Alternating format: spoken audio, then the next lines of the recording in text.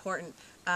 So it sounded like you guys had time in between when you got the call and when you were required to evacuate.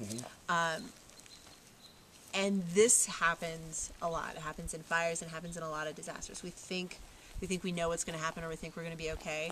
But what would you say about what you would do if you have to evacuate next time, about what you might take versus this time?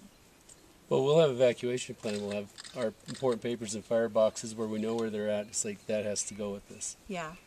Obviously, we've lost all our heirlooms in this fire. But there's going to be stuff that we'll put back in. It's like, no, that's going to go with us. Yeah. We were rookies. We've been here 8 weeks. Absolutely. Yeah. And through being down at the disaster center, we found that our neighbors had evacuated 3 or 4 times before.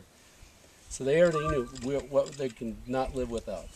Yes. And what they can replace. Absolutely. And, I mean, right by the front door was Helene's grandfather's music box that plays metal discs. Yeah. And we saw the discs, and she goes, "Why didn't you take that?" And I'm like, "Why didn't I take my guitars? Why didn't I take a lot of things?" Because we thought we were coming home.